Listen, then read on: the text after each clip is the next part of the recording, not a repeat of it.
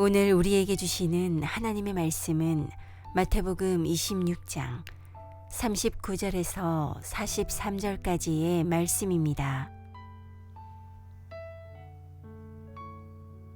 조금 나아가사 얼굴을 땅에 대시고 엎드려 기도하여 이르시되 내 아버지여 만일 할만하시거든 이 잔을 내게서 지나가게 하옵소서. 그러나 나의 원대로 마시옵고 아버지의 원대로 하옵소서 하시고 제자들에게 오사 그 자는 것을 보시고 베드로에게 말씀하시되 너희가 나와 함께 1시간도 이렇게 깨어 있을 수 없더냐. 시험에 들지 않게 깨어 기도하라. 마음에는 원이로되 육신이 약하도다 하시고 다시 2번째 나아가 기도하여 이르시되 내 아버지여 만일 내가 마시지 않고는 이 잔이 내게서 지나갈 수 없거든 아버지의 원대로 되기를 원하나이다 하시고 다시 오사 보신즉 그들이 자니 이는 그들의 눈이 피곤함일러라. 아멘. 옆에 분들 같이 한번 인사해 볼까요? 잘하고 계세요. 괜찮아요. 이렇게 한번 인사해 볼까요? 잘하고 계세요. 잘하고 계세요. 힘내세요. 네, 잘하고 계세요. 그래요. 우리 조국 집사님 이스라엘에서 또 공부를 하셔서 또 훨씬 더 이렇게 현장감 있게 또 찬양해 주셔서 감사합니다. 여러분 살면서 야 그래 내가 그때 참 그렇게 어렸어. 내가 그때 참 이렇게 부족했어. 내가 그때 참 철이 없었어. 참 그때 그랬어. 이런 생각이 드는 시절이 있고 장면이 혹시 있으세요? 그래서 돌이켜보면 정말 그렇게 살아서 이제는 정말 그렇게 안 해야 될 것 같아. 그 연약함과 어리석음 때문에 오늘 나를 또 새롭게 내 삶을 바꾸고 또 보게 만드는 사건들이 혹시 있으세요? 글쎄요. 오늘 겟세마네 동산의 기도가 아마 제자들에게는 또 그런 아픔 그리고 또 자기를 돌아보는 그리고 내가 앞으로 어떻게 살아야 되는지를 보게 하는 이정표 같은 사건이 될 거라 생각이 들어요. 예수님 겟세마네 동산의 기도 가운데 제자들을 부르고 계시죠. 십자가도 잘 모르고요. 제자들이 이 기도가 어떤 의미인지도 잘 몰라요. 그리고 예수님 제자들이 어떤 식으로 흩어지게 될지까지도 다 알고 계셨어요. 같이 한번 읽어보죠. 그때 예수께서 제자들에게 이르시되 오늘 밤에 너희가 다 나를 버리리라. 기록된 바 내가 목자를 치리니 양의 떼가 흩어지리라 하였느니라 그랬었어요. 그러면서 베드로에게는 또 이렇게도 말씀하셨죠. 같이 읽죠. 예수께서 이르시되 내가 진실로 내게 이르노니 오늘 밤 닭 울기 전에 내가 3번 나를 부인하리라. 다 도망갈 거고 부인할 거고 다른 버전에는 저주할 거라고 이렇게 또 말씀하시잖아요. 별 기대할 수 있는 제자들이 아닌 걸 이미 아시죠. 여기까지 데리고 와도 왜 여길 데리고 온 거야? 이렇게 불평하지 어머 이런 기도를 하고 계셔 이렇게 감탄할 사람들이 아닌 걸 너무 잘 알고 계신데 왜 이렇게 여기까지 데려오실까? 제자들 데려오고 3명은 더 가까이 데려오면서 뭐라고 얘기하시죠? 같이 읽죠. 이에 예수께서 제자들과 함께 겟세마네를 하는 곳에 이르러 제자들에게 이르시되 내가 저기 가서 기도할 동안에 너희는 여기 앉아 있으라 하시고 그러면서 예수님 마음도 십자가도 잘 이해도 못하는 이들에게 뭐라고 하시는지 같이 읽죠. 이에 말씀하시되 내 마음이 매우 고민하여 죽게 되었으니 너희는 여기 머물러 나와 함께 깨어 있으라 하시고 왜 깨어 있어야 되는지 왜 고민하는지도 전혀 모르거든요. 알아듣지도 못할 거 아시면서 부르셨어요. 예수님께서 3년 반 동안 제자들 가르치시면서 제자들이 알아들었을까요? 마지막 십자가 가는 길에서 그들이 했던 거는 나는 좌편 너는 우편 자리 다툼하는 거 외에는 없었어요. 못 알아들어요. 3년 반 동안 가르쳐도 못 알아들었어요. 십자가 앞에서 뿔뿔이 흩어졌어요. 사실 기대할 거 없어요. 근데 너무 깊은 이 자리에 알아듣지도 못하는 제자들을 깨워서 데리고 와서 앉혀놓고 나를 왜 기도해줘 라고 얘기하는 그 예수님 왜 그러실까? 왜 그러실까? 우리 같이 한번 오늘 본문 이제 이렇게 같이 읽죠. 시험에 들지 않기 위해 나의 뜻이 아니라 하나님의 뜻을 구하는 기도를 해야 한다는 것을 가르쳐 주시는 거죠. 예수님의 기도 같이 보죠. 조금 나아가서 얼굴을 땅에 대시고 엎드려 기도하여 이르시되 내 아버지여 만일 할만하시거든 이 잔을 내게서 지나가게 하옵소서. 그러나 나의 원대로 마시옵고 아버지의 원대로 하옵소서 하시고, 아버지의 원, 아버지의 뜻, 주기도문에 나오는 하늘에 계신 우리 아버지의 뜻을 이 땅 가운데 이루어지기를 너희는 이렇게 기도하라 할 때와 동일한 단어입니다. 아버지 뜻은 우리 저번에도 같이 한번 배우셨는데 예수님께서 갖고 계신 아버지의 뜻이 있어요. 같이 읽죠. 내가 하늘에서 내려온 것은 내 뜻을 이루기 위해서가 아니라 오직 나를 보내신 분의 뜻을 이루기 위해서입니다 그랬어요. 예수님이 살아가시는 삶의 목적, 가슴속에 늘 꽉 차 있는 게 뭐냐면 아버지 뜻을 이루는 것이 이제 예수님께 가득 차 있는 거죠. 여러분, 내 인생을 어떻게 정의 내릴 수 있을까요? 내가 이 땅에 사는 것, 내가 이 땅에 사는 것, 뭐라고 얘기할 수 있을까요? 좋은 아빠? 좋은 아내? 좋은 선생님? 맞아요. 다 좋아요. 근데 예수님 가슴속에 꽉 차 있는 건 한 가지였어요. 누구 뜻? 아버지 뜻인 거예요. 내 삶의 원동력, 내가 표대, 내가 살아가는 꽉 차 있는 거 왜 살아? 물어보면 난 뭐라고 얘기해야 돼요? 나는 내 버킷리스트가 이거야. 내 인생에 100개를 할 건데 올해 20개 해야 돼. 그래서 난 살아. 그럴 수 있죠. 예수님의 가슴속에 꽉 채워져 있는 건 난 내 뜻 행하려고 오지 않았어. 아버지 뜻 행하려고 왔어. 그게 예수님이 이 땅을 살아가는 이렇게 길인 거예요. 길인 거예요. 내가 살아가는 삶의 목적에 대해서 생각해 보신 적 혹시 있으세요? 이거 정해지지 않으니까 바람에 나는 겨와 같이 누가 뭐라고 하면 이쪽에 갔다가 요즘은 이런 거 한대 그럼 저쪽에 갔다가 열심히 했는데 안 알아주면 푹 가라앉았다가 누가 한마디 하면 좋아가지고 하늘 끝까지 올라갔다가 기도해 주신 집사님처럼 보이려고 우리 예배 드릴 수도 있을 수밖에 없는 인생. 왜 사냐고 묻는다면 어떻게 대답하시겠어요? 예수님은 그냥 툭 건드리면 나오는 게 있으셨어요. 아버지의 뜻을 이루기 위해 살아. 그게 내 인생의 근원이야. 나 그거 하려고 이 땅에 존재해. 그것 이상도 이하도 없어. 잘하고 못하고도 아니야. 알아주고 안 알아주고도 아니야. 내 아버지 뜻을 이루기 위해 내가 이 땅에 왔어. 그러면서 그 아버지의 뜻에 대해서 이런 식으로 표현을 하세요. 같이 읽죠. 내게 주신 자들을 단 한 명도 잃어버리지 않고 마지막 날에 모두 다시 살리는 것이 나를 보내신 분의 뜻입니다.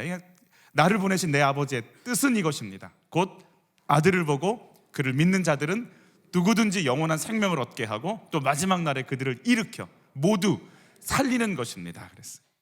생명이라는 거예요. 살려내는 거라는 거예요. 살려내는 게 내 아버지의 뜻이라는 거예요. 나 그것 때문에 이 땅에 숨쉬고 먹고 자고 일하고 만나고 움직이고 있다라는 거예요. 생명이라는 거예요. 살려내겠다라는 거예요. 그래서 예수님과 만나는 사람마다 막 살아나기 시작하는 거예요. 어둠의 영이 막 떠나가는 거예요. 38년 병자가 피고 걷기 시작하는 거예요. 앉은 병이가 뛰고 못 보던 자가 보고 못 듣는 자가 듣기 시작하는 생명 그 자체인 역사가 이 세상과 만나는 순간 하나님의 시간으로 확 바뀌기 시작하는 거예요. 나는 그러려고 이 땅에 있다라는 거예요. 생명. 에베소서에서는 이걸 좀 이런 식으로 표현해. 같이 읽죠. 곧 창세전에 그리스도 안에서 우리를 택하사 우리로 사랑 안에서 그 앞에 거룩하고 흠이 없게 하시려고 그 기쁘신 뜻대로 우리를 예정하사 예수 그리스도로 말미암아 자기의 아들들이 되게 하신 하나님의 뜻대로 우리를 자녀 삼아 주신 것. 내가 하나님 자녀 되는 게 하나님 뜻이래요. 아멘. 그게 하나님 뜻이래요. 내가 하나님을 아빠 아버지라고 부르는 거 그게 하나님 뜻이래요. 우리 또 한번 볼까요? 또 이거 쉬운 성경으로 볼 거예요. 하나님께서 그리스도를 통해서 우리를 구원하시려는 뜻을 가지고 계시다는 것입니다. 구원이 뜻이래요. 계속 읽죠. 모든 것을 그의 뜻대로 이루시는 하나님께서는 오래전에 이미 우리를 하나님의 백성으로 예정해 놓으셨습니다. 할렐루야, 할렐루야. 그냥 그 시골 어디서 태어나서 어떻게 그냥 공부해서 어디 도시로 좀 나와서 그래서 그냥 그렇게 살다가 어디로 발령을 갔다가 세종에 온 내가 아니고 하나님 자녀로 예정돼서 이 땅에 보내져서 살고 있는 게 나다. 그게 하나님 뜻이다. 그게 나다. 근데 나는 이곳에 내 뜻이 아니라 생명 살려내는 아버지 뜻 행하려고 나 이 땅에 존재한다. 그게 나라고 이렇게 얘기해 주시는 거예요. 그게 너, 그게 우리, 그게 우리의 삶, 우리가 가야 될 길, 이렇게 얘기해 주시는 거죠. 11절 없구나. 하나님 백성으로 예정했다라고 하는 이 백성이라는 단어는요, 특권이라는 단어, 상속자라는 단어예요. 그러니까 하나님만이 갖고 계신 걸 내가 누리고 있는 상태. 이 땅에 내가 살고 있지만 하늘나라의 것을 누리면서 이 땅을 살아가는 인생, 그게 나다. 그게 내 인생이다라고 이게 다시 한번 하나님 뜻에 대해서 말씀해 주시는 거죠. 제자들이 이걸 알아듣느냐? 못 알아들어요. 못 알아들어요. 이게 뭔지 몰라요. 그 하나님의 자녀, 권세라고 얘기할 때 이 땅에서 잘 사는 거라고 생각해요. 그래 로마가 없어지고 우리는 여기서 강력해지는 것, 이것만 생각하고 살았어요. 근데 그러니까 그렇게 잘 받아들일 수가 없어요. 앞으로 되어질 영원한 것까지 말씀하시는 하나님의 그 음성 앞에 이걸 받지를 못하는 거예요.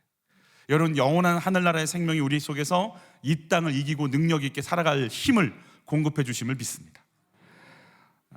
그러니까 주님이 나는 죽어 그리고 부활해, 그렇게 아무리 얘기를 해도요, 제자들은요, 내가 고난받고 죽어 그렇지만 난 다시 살고 나는 부활해서 너희들을 데리고 영혼까지 가라고 할 때 어디서 딱 막히냐면 나는 고난 죽음 여기서 딱 막혀버려요.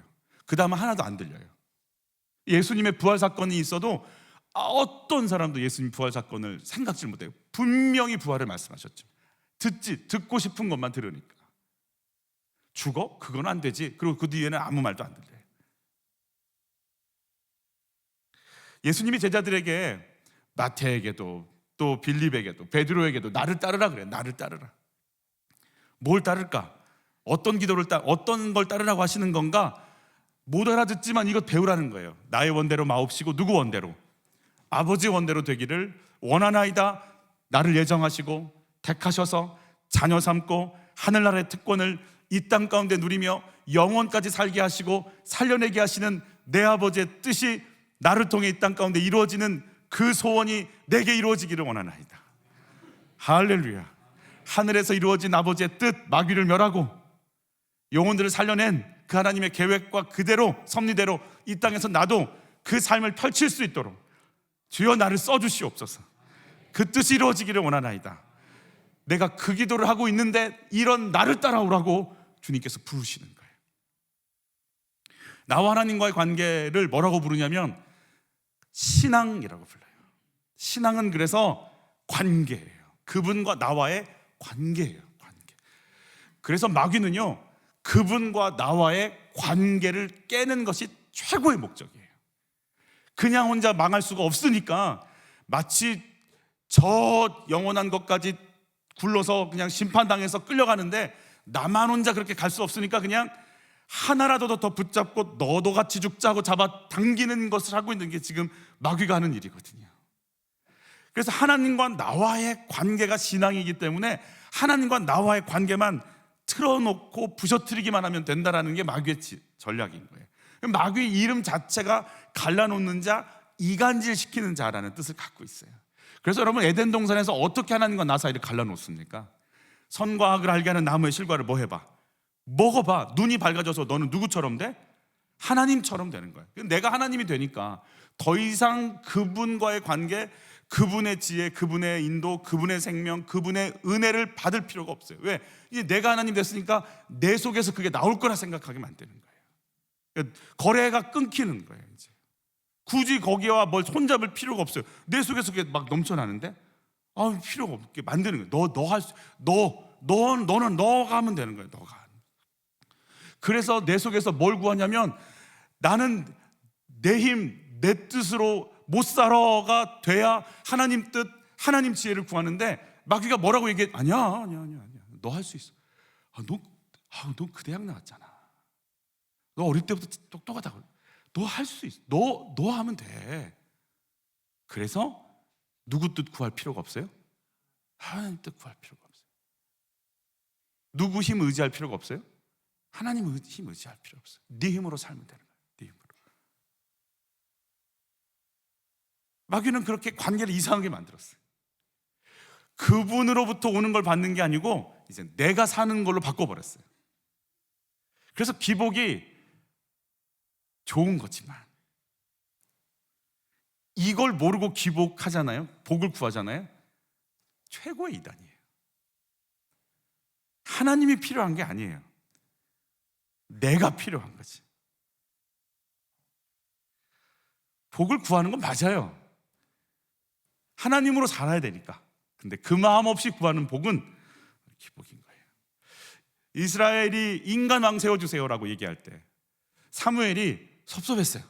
그래서 하나님이 사무엘에게 이렇게 얘기했어요. 같이 읽죠. 여호와께서 사무엘에게 이르시되 백성이 내게 한 말을 다 들으라. 이는 그들이 너를 버림이 아니요 나를 버려 자기들의 왕이 되지 못하게 함이니라. 인간 왕 세워서 나라를 좀 부강하고 힘있고 능력있게 좀 만들어 봅시다. 그렇게 참 좋은 의도로 얘기한 것 같지만 하나님은 그 의도에 속에 있는 것을 딱 간파하시는 거예요. 내 지배를 받기 싫어서 그래. 선지자 말 듣기 싫어서 그래. 하나님 앞에 나오기 싫어서 그래. 그것 때문에 그러는 거야. 너 버린 거 아니야, 나 버린 거야. 인류의 역사예요. 이스라엘의 역사예요. 끊임없이 하나님을 버리는 거. 끊임없이 나로 내 힘으로 살아가려고, 내가 강력해지려고 하는 거, 내가 능력 있어지려고 하는 거. 그래서 예수님이 막 고난 십자가 얘기 나오는 순간 제자들이 귀를 닫아버리는 거예요. 뭐야, 뭐 비리비리 하라고? 귀를 닫아버려요.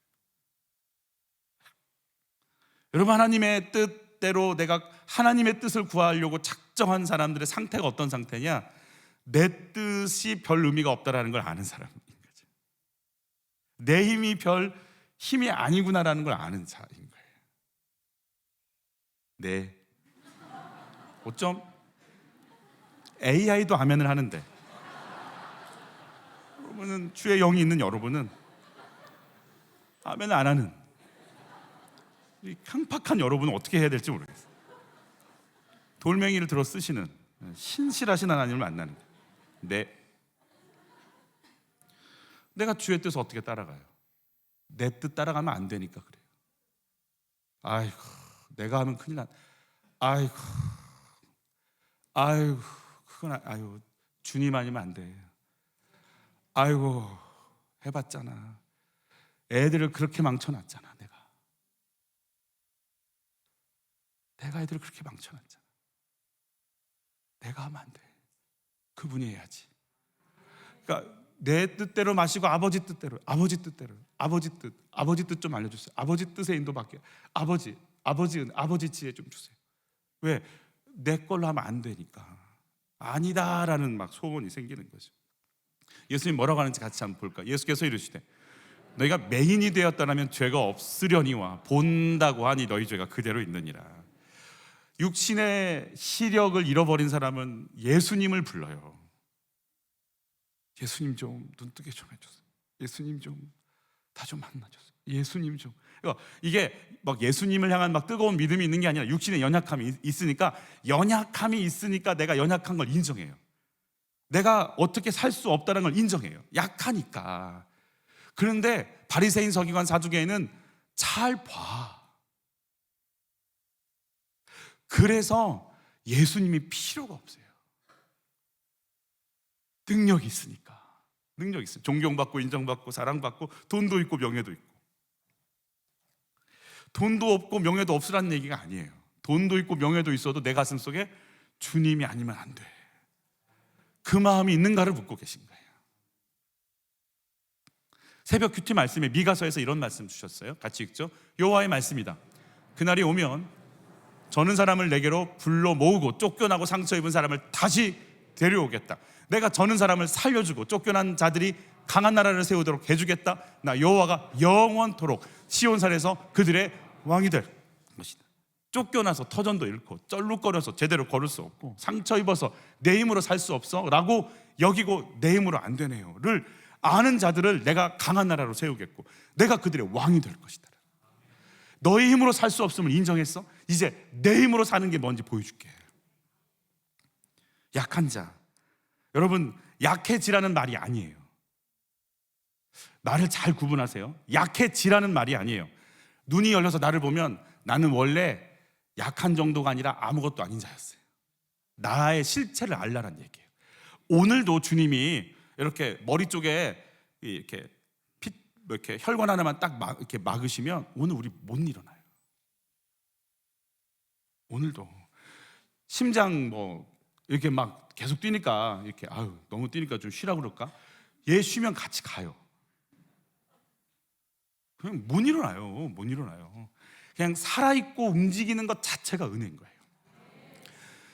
항암하시는 분들 만났어요. 화장실 가는 거, 밥 한 공기 먹는 거. 저는 막 그 권사님 기억이 나요. 목사님 오늘 밥을 이렇게 한 공기를 드셨어요. 그리고 막 여러분 밥 한 공기 소화 못 시켜요. 머리에서 발끝까지 그분이 허락했기 때문에 되는 거예요. 약해지는 게 아니에요. 원래 못하는 사람인데 되는 모든 게 은혜였던 거예요. 그걸 아는 거야. 그래, 살아있는 게 은혜구나. 예수를 믿는 게 은혜고 내가 이렇게 예배를 드리는 것 자체가 은혜인 거였구나. 여기서 시작을 해야 되는 거예요. 뭘 일부러 약해지라는 게 아니에요. 원래 내 힘으로는 안 되는 인생이었어요. 그래서 여러분 고난이 축복이란 말 되게 힘들죠. 쉽지 않죠. 고난을 좋아해서 하는 말이 아니에요. 누가 고난을 좋아하겠어요? 고난 속에서 억울하고 그래서 내가 고난을 축복이라니까 고난의 양을 자랑하는 분들이 있어요. 내가 책을 쓰면 10권을 쓴다. 그런 분들이 있어요. 근데 그런 분들한테 꼭 와요. 20권짜리들이. 막 당신은 그랬냐 막. 나중에 막 전집도 오고요. 막 고난의 양을 자랑하라고 고난을 얘기하는 거 아니에요. 고난을 통해서 내 힘으로는 안 되겠더라고요. 내 지혜로는 못 살겠더라고요. 하나님이 공급 안 하시면 진짜 못 살겠더라고요. 이거를 하나를 깨닫는데 고난이 그렇게 와야 깨달아요. 우리가 누가 그냥 이쁘다는 말 한마디만 해줘도 교만해지는 게 우리니까.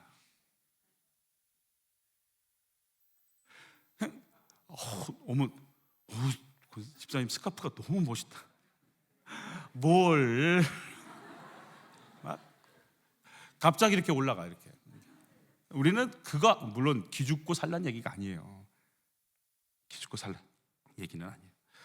내 약함과 허물 속에서 생명과 구원의, 그러니까 고난이 오니까 나는 이것도 안 되고 나는 이것도 못하고 나는 이것도 아니네, 진짜 난 아무것도 아니라고 엎드렸더니 누가 오기 시작하는 거예요. 그분이, 아멘, 그분의 힘이 공급되기 시작하는, 그분의 만지심, 그분의 지혜, 그분의 영감, 그분의 능력이 막 쏟아지기 시작하는 이러는 거예요.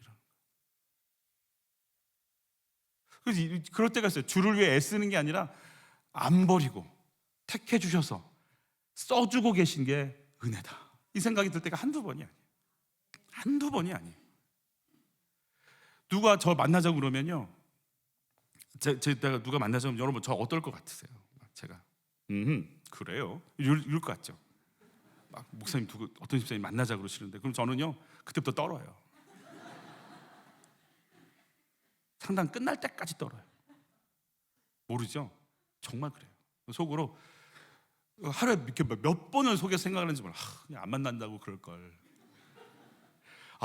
나 바쁠 걸 막 그때. 별 생각 다 왜? 아니 내 문제도 내가 안 되는데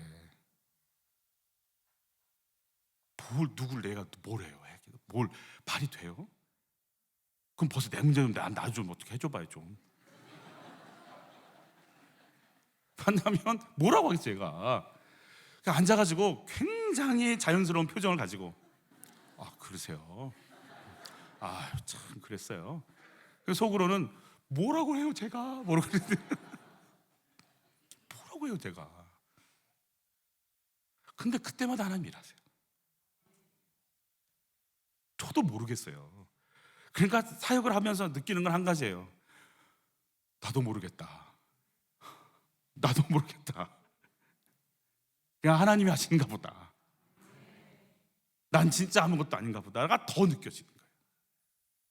옆에 분들과 인사할 수도 없고, 넌 아무것도 아니야 이럴 수도 없고. 해봐야 되겠다. 해볼게요. 넌 아무것도 아니야. 시작. 그리고 한마디 해야지. 여기로 끝나면 이상하잖아요. 근데 당신 안에서 그분이 이래. 시작. 그러나 당신 안에서 그분이 아멘, 아멘, 아멘, 아멘, 아멘, 아멘, 아멘, 아멘, 아멘. 그래서 그냥 아이들하고 같이 있을 때는 정말 좋은 아빠가 되길 원하는 거예요. 좋은 아빠의 기준은 뭐라고요? 입 다물고 있는 거예요. 입을 안 열면 천국이 임하는 거예요. 할렐루야. 입을 안 열고 고개 숙이고 가만히 있으면 주님이 일하시는 거예요. 입만 열지 말자. 할렐루야. 다음 주에 데일밴드를 다 나눠 드릴까? 이렇게 입에 이렇게 붙이면서 이게 제일 좋다. 그분이 일할 거니까. 늘 깽판 놓는 건 나니까. 그분이 모든 걸 그냥 은혜를 붓고 애들의 마음을 만지고 일하시는 걸 다 해놓고 뒤집는 건 나니까. 주님이 일하셔야 되니까. 제발, 제발. 고난 속에서 하나님의 오르심이 인정이 되세요. 그래요. 그래, 하나님 내가 이런 고난 받아야 이 입을 다물지, 이 교만을 멈추지, 이 어리석음을 멈추지, 나나나 하는 걸 내가 멈추죠. 주님이 오르세요. 이게 오르세요. 주님 오르세요가 인정이 되세요. 막 억울하고 그냥 억울해서 견딜 수, 내 뜻 내 힘으로 살 수 없는 인생임이 인정이 되세요. 하나님의 뜻, 나의 뜻 뭘로 가득하세요? 여러분 고난의 양을 자랑하세요? 주의 은혜를 자랑하세요? 두 번째예요. 두 번째 같이 읽죠. 시험에 들지 않기 위해 예수님의 양육을 잘 받아야 합니다. 우리 38절 41절 같이 봤죠. 이에 말씀하시되 내 마음이 매우 고민하여 죽게 되었으니 너희는 여기 머물러 나와 함께 깨어 있으라 하시고 제자들에게 오사 그 자는 것을 보시고 베드로에게 말씀하시되 너희가 나와 함께 한 시간도 이렇게 깨어 있을 수 없더냐. 시험에 들지 않게 깨어 기도하라. 마음에는 원이로되 육신이 약하도다 하시고 43절에는 그들의 눈이 막 피곤함이었더라. 이렇게 쳐다보면 그런 분들 있죠. 이렇게 좀 일어나라고 얘기하려고 보니까 벌써 눈이 할 단계가 아니야. 뭐 이렇게 깨운다고 될 상황이 아니구나. 이런 걸 느끼는 단계. 그냥 그들의 제자들의 눈이 그냥 그런 거 제일 무거운 게 눈꺼풀이라고. 이런 상태에 있는 거죠. 이런 상태에. 이런 생각을 해봐요. 예수님 정말 막 따뜻하게 위로하고 막 이렇게 그 야이로의 딸을 살려놓고서는 뭐라 그래요? 기도시켜 이러지 않으시잖아요. 얘 밥 좀 먹여 그러잖아요. 상대를 알고 위로하잖아요. 근데 잠이 와서 죽겠는데 딱 보면 알잖아요. 눈이 너무 무거워서 죽겠는데 예수님 막 몇 번을 깨우시는지 아세요? 3번 깨워, 3번. 예수님 좀 너무하는 거 아니에요? 한 번 깨우고 딱 상태 보면 알잖아요. 그냥 자 차라리 그냥. 그러시면 얼마나 좋아. 어차피 못 알아들을 거. 이 사람들이 정신이 온전해도 지금 이게 무슨 시츄에이션인지 못 알아듣는데 뭐하러 이렇게 깨우실까? 그리고 이렇게 깨움을 당하는 제자들은 얼마나 힘들까? 근데요, 또 한 가지 힘든 분이 있어요. 예수님 상태 지금 어때요? 땀방울이 핏방울이 돼. 모세혈관이 다 터져 있어요. 얼마나 애를 썼는지. 여러분 막 일하다 보면 눈이 막 모세혈관 터져서 빨개진 거예요. 여러분 그거 아세요? 경주 막아요. 경주를 하잖아요. 닦아내잖아요. 땀이 피가 나온다. 혈관들이 다 터져가지고 몸부림을 치며 예수님 그 와중에 그 끙끙 앓는 온몸을 쥐어 짜는 올리브유를 짜는 곳이 감람산 겟세마네 동산. 여러분 기름 어떻게 나와요? 씨가 터지고 껍질이 터지고 착즙기에서 정말 들어가서 어떻게 되듯이 온몸을 짜서 피를 내는 시간인데 그 와중에 알잖아. 예수님 무슨 기도인지 어떤 십자가에 어떤 아무것도 모르잖아요. 근데 지금도 잠도 오잖아요. 깨워서 못 일어날 거 아시잖아요. 근데 그 와중에 그 몸으로 또 어떻게 꾸부정해서 가셨는지 기어가셨는지 모르지만 또 깨우고 와서 기도하고.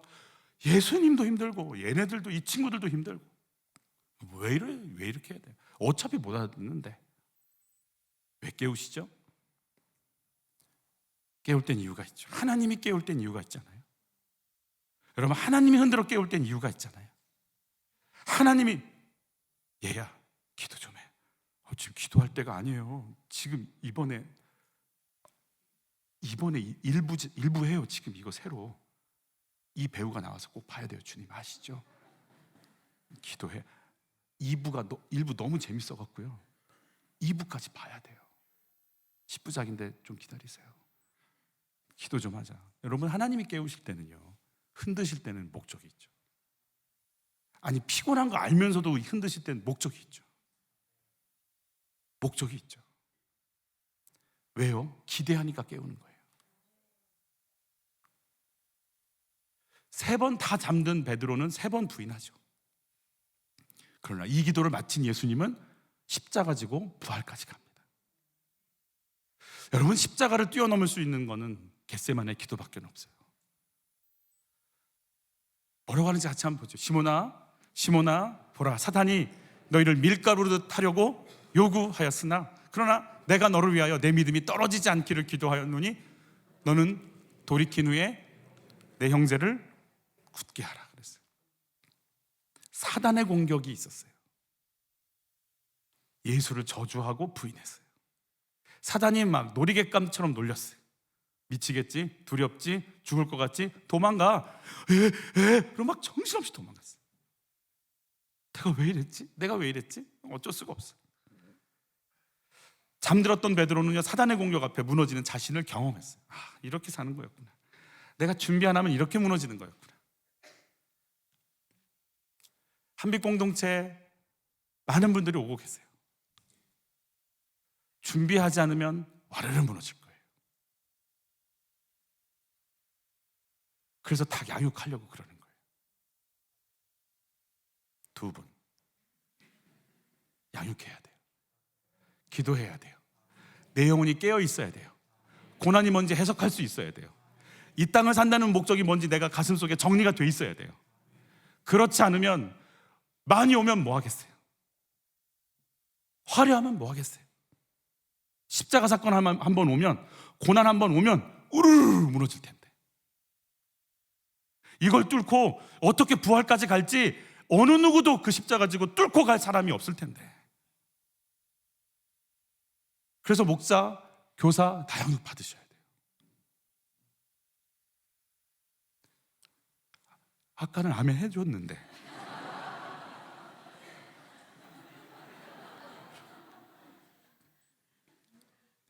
그래서 두고 봐야 된다 이런 생각을 하고 있어요. 지금 깨우세요. 선교지에서 그러니까 선교지에서 저에게 주셨던, 정말 하나님 주신 큐티 계속하면서 주셨던 건 그 마태복음의 천국 비유였어요. 근데 천국 비유의 거의 대부분이 농사 비유예요. 겨자씨 하나가 자라서 새들이 깃드는 나무로, 부풀어 누룩이 이렇게 작은 씨 하나를 심겨지니까 30배, 60배, 100배가 되는 것이 천국이라고 계속 그 본문이셨어요. 근데 제가 알았어요. 그게 제가 제일 안 돼요. 저는 그냥 결과물만 쏙 가져가기를 원하는 사람이에요.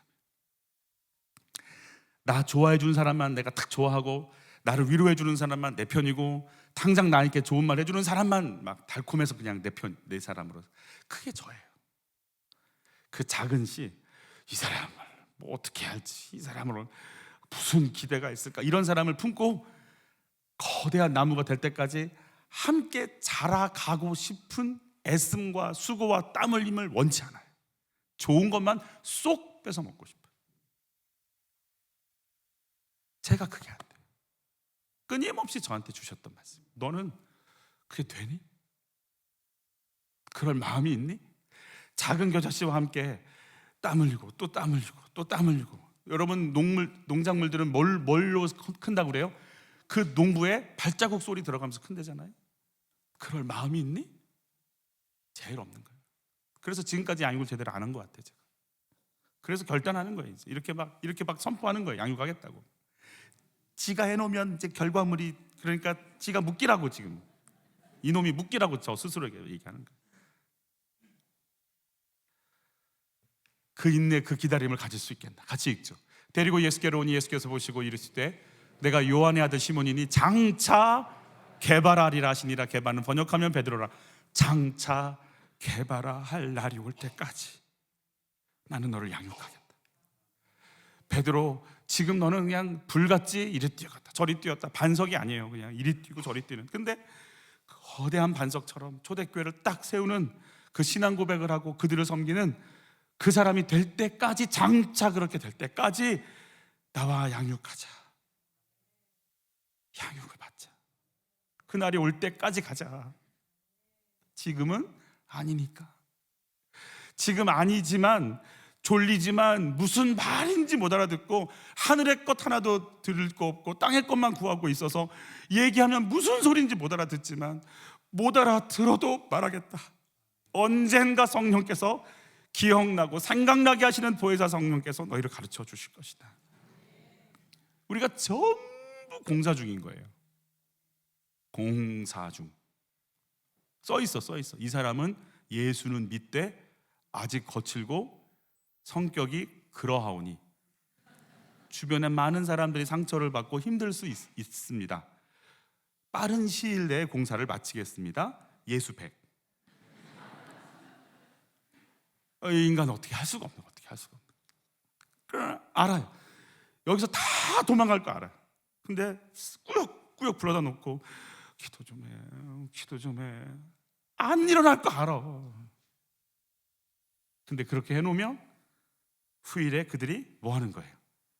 기억하는 거예요. 내 십자가 져야 될 그 타임에 뭘 해야 되는지, 어떻게 깨어 있는 건지, 어떤 기도를 해야 되는 건지 그들이 알기 시작하는 거예요. 예수님 십자가 상에서도 양육하세요. 우리 양육교재에 나오는 본문인데 모략을 탄 포도주는 받지 않으세요. 그런데 뭘 받으시냐면 신포도주는 입에 대니 받으신 후에 이르시되 다 이뤘다 그래요. 여러분, 십자가상에서도요, 그냥 온몸에 피가 쏟아지고 탈골이 돼서 통증과 아픔 속에 숨이 막혀서 이러다가 죽는 게 십자가형이거든요. 법의학자가 말씀해 주시더라고요. 예수님의 십자가형에 대해서. 이 팔다리가 다 풀려서 가슴이 조여와서 숨이 막혀서 죽는 거라는 거예요. 숨도 못 쉬는 상황에서 예수님은요, 몰약을 탄 마취제가 들어간 건 거부하고 군인들이 먹는 싸구려 신포도주는 드시면서 죽는 그 순간에도 뭘 버리고 뭘 찾아야 되는지를 구분하시면서 십자가에 있는 사람들에게 양육하시는 거예요. 주의 십자가의 고통을 경험할 때 마취제 먹지 마. 쇼핑으로, 여행으로 그걸로 어떻게 희석시키지 마. 정확하게 십자가 그 길 가야 돼 라고 죽는 순간까지도 양육하시는 거예요.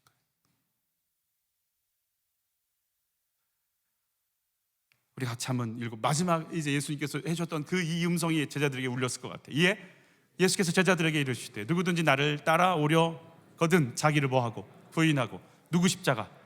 자기 십자가 지고 나를 따를 것이라. 예수님의 부활을 경험하고 성령께서 제자들을 이끌어 가실 때 이제 자기들이 져야 될 십자가를 앞에 두고 있을 때 예수님의 제자들은 뭐 했을 것 같아요? 이제 어떻게 예수님이 어떻게 십자가 지셨는지를 생각날 거 아니에요. 일어나. 일어나라고. 그 깨웠던 온몸에 보슬보슬 땀이 맺혀 있고 핏자국이 나 있던 그분이 흔들었던 그 감각, 그 촉감, 나의 어깨를 잡고 김집사 일어나, 시권사 일어나. 그 예수님의 손이 나를 잡고 흔드는 걸 경험할 때 내 영혼이 아는 거예요. 기도할 때다. 기도할 때다. 여러분, 우리는 쿨쿨 잘 수 있어요. 언젠간 내 몫이야, 내 십자가야 라고 생각할 때 주님이 오셔서, 저는 본문에 그 본문이 있더라고요. 나와 함께 한시도 깨어있을 수 없더냐. 여러분, 내가 내 십자가 지고 가려고 할 때 누가 같이 깨어서 계시냐면 예수님이 같이 깨어서 계실 걸 믿습니다. 혼자 나 십자가 지고 어떻게 이러고 있는데, 아니, 예수님이 나와 함께 지자. 나와 함께 지자. 나의 원대로 마시고 아버지 원대로 되게 해달라는 기도. 여러분, 박해가 시작되니까요, 사내들인 공의회에서 예수 이름 부르지 말라고 하니까 뭐라고 기도하는지 한번 볼까요? 주여, 이제도 그들의 위협함을 굽어보시옵고 또 종들로 하여금 담대히 하나님의 말씀을 전하게 하여 주시오며 손을 내밀어 병을 낫게 하시옵고 표적과 기사가 거룩한 종 예수의 이름으로 이루어지게 하옵소서 하더라. 빌기를 다음에 모인 곳이 진동하더니 우리가 다 성령이 충만하여 담대히 하나님 말씀을 전해. 하나님이 뭘 기뻐하실까? 그 생각을 하니까 어떤 기도가 나올지, 예수 이름 부르지 마 그랬더니 오히려 예수 이름으로 담대히 말씀을 전하게 해달라고 기도하기 시작하는 거예요. 베드로와 요한이 어때요? 뭐 하는 사람이 될까요? 기도하는 사람이 돼요. 기도 시간에 성전에 올라가서 기도하는 자. 사도행전 10장에 지붕에 올라가서 기도할 때 하나님의 환상을 봐요. 그들은 이제 깨어서 뭐 하는 자들이에요? 기도하는 자들이. 나 깨어 있어야 돼. 우리 집, 우리 아이들, 우리 교회, 우리 나라 다 깨어서 지금 기도해야 돼. 예수님 여러분 깨우시는 거요, 여러분 급이 될 거라 생각하고 흔드시는 거예요. 여러분 막 흔드실 때 눈 뜨세요. 그리고 이렇게 나오세요. 새벽이든 저녁이든 주님이 깨우실 때 기도의 자리로 엎드리세요. 네가 해야 할 일이 있어.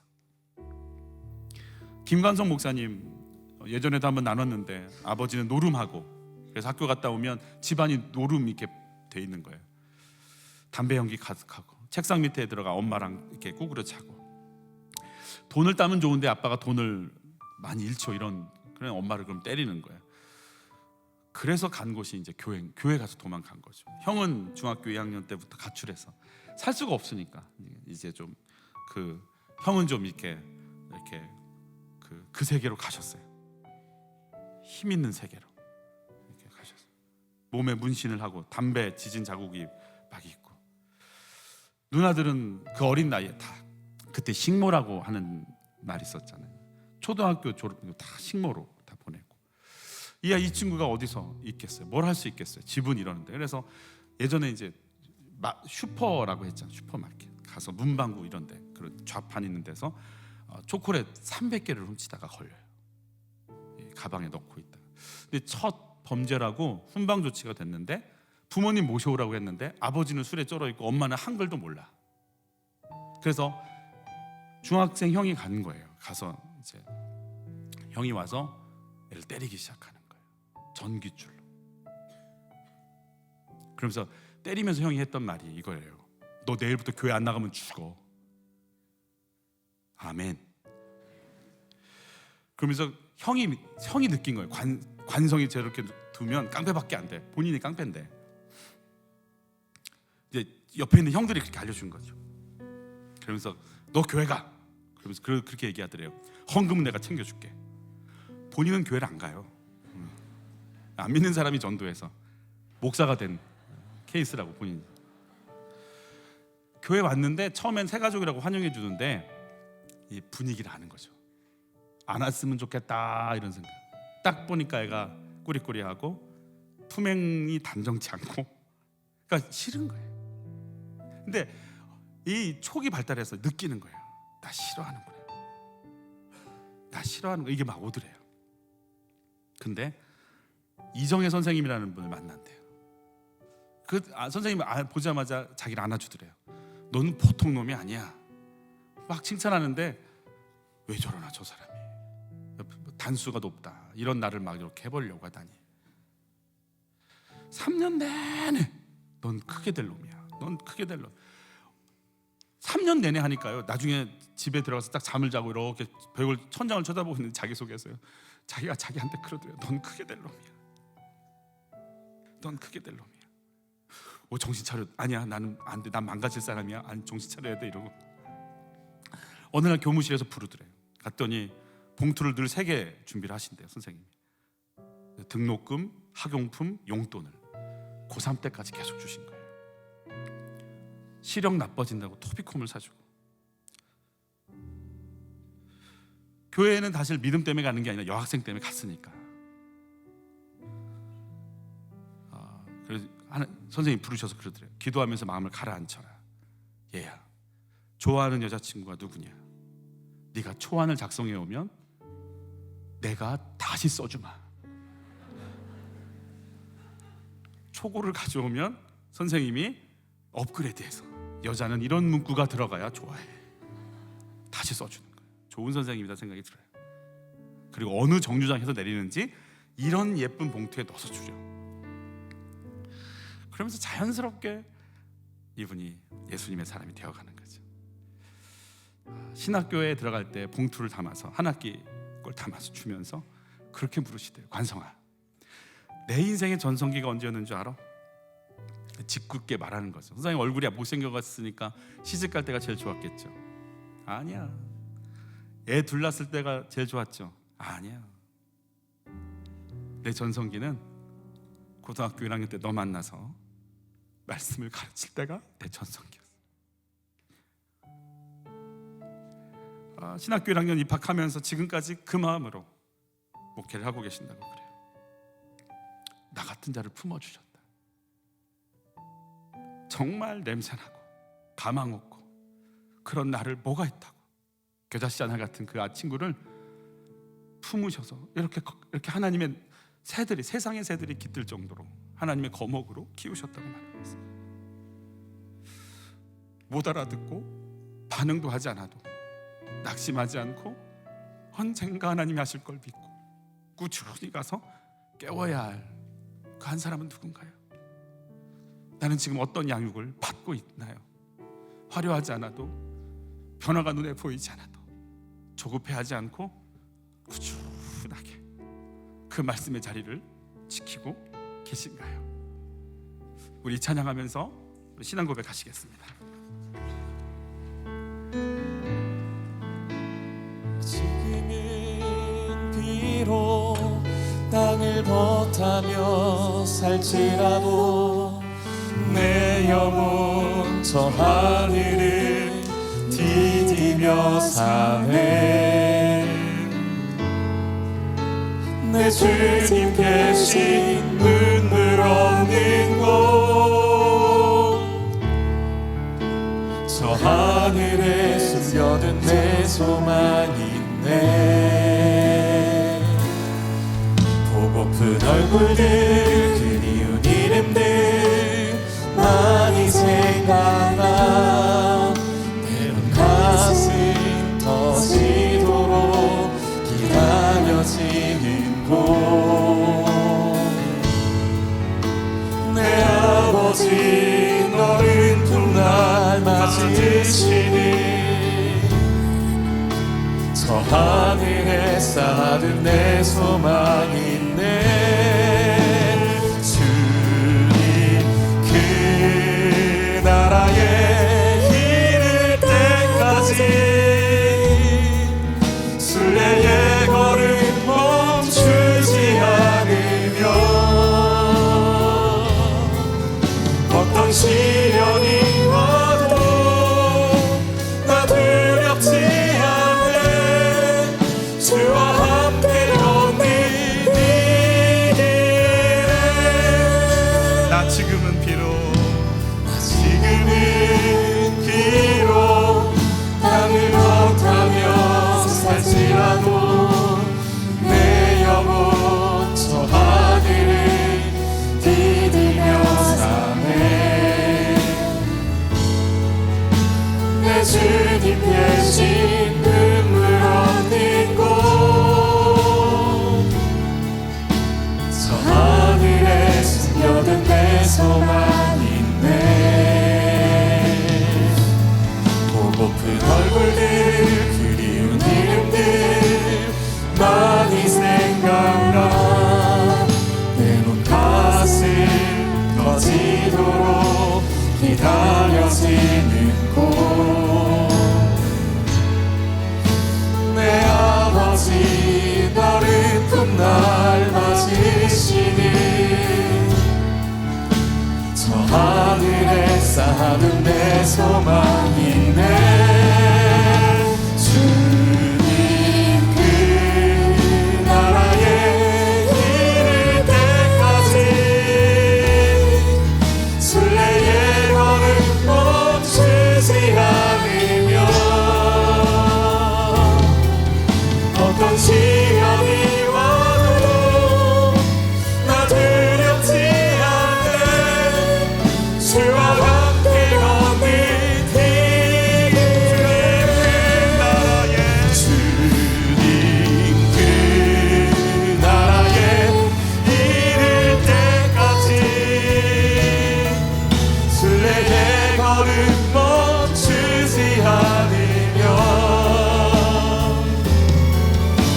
어떤 시련이 와도 나 두렵지 않네.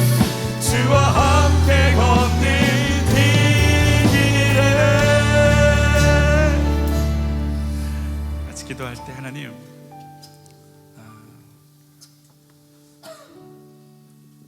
나 깨우시는 예수님 손 내 몸에 터치할 때,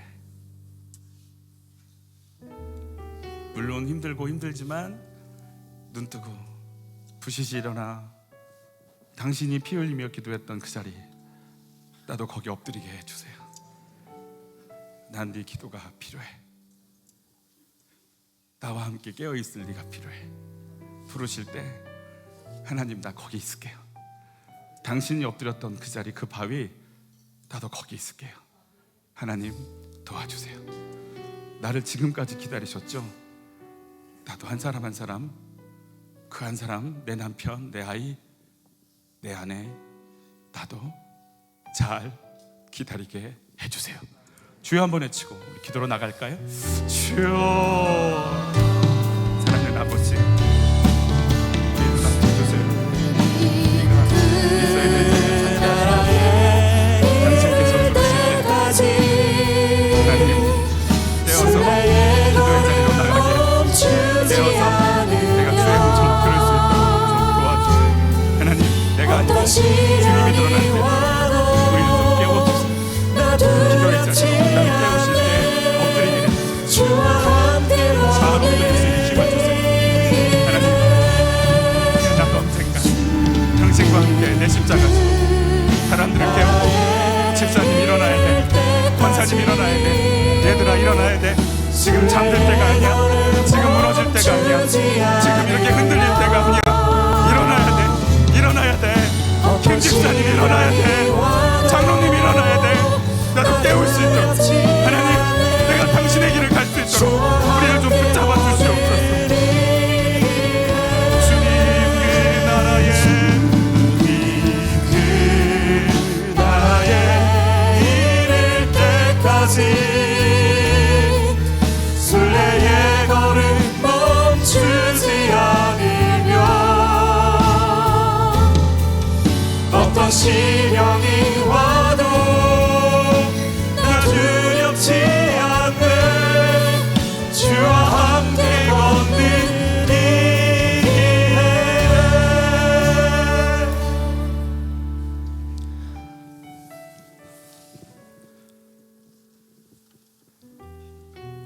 아무것도 모르는 제자들을 향해 그 지친 몸으로 기어가 또 흔들어 깨우고 돌아와 기도하고, 또 그 몸 이끌고 와 또 깨우시고, 다시 또 기도의 자리로 가고, 또 다시 오셔서 깨우시면서 언젠가 성령께서 오시면 너희가 알리라. 어떤 기도를 해야 하는지 너희가 알리라. 너희의 십자가 지고 갈 때가 오면 이 기도를 알리라. 또 기다리며 제자들을 사랑의 눈으로, 긍휼의 눈으로, 소망의 눈으로 또 바라보셨던 예수님, 저를 또 그렇게 보시겠죠. 김 목사야, 김 목사, 너도 좀 깨어나라. 김 목사야, 너도 좀 깨어나라. 하나님, 저도 당신의 만지심 속에 일어나게 하시고 엎드려야지, 기도해야지, 부르시는 당신의 부르심 앞에 깨어서 이 땅을 살아가는 순례자의 인생이 될 수 있도록 제발 하나님, 저 좀 깨워주십시오. 내 영혼이 깨어서 잠들지 않도록, 잠에 취하지 않도록, 세상에 취하지 않도록 주여 우리를 깨워 주시옵소서. 주여, 물질의 어려움과 눌림으로 우리는 힘들고 아픕니다. 그러나 근심과 걱정이 나를 짓누르지 않도록 나를 채우고 이끄시는 주님 앞에 깨어있는 그 믿음과 은혜와 부유함과 풍성함을 누리게 하여 주시옵소서. 주께서 우리를 이끄실 걸 믿고 의지하며 생명과 능력이신 예수 이름으로 기도하옵나이다.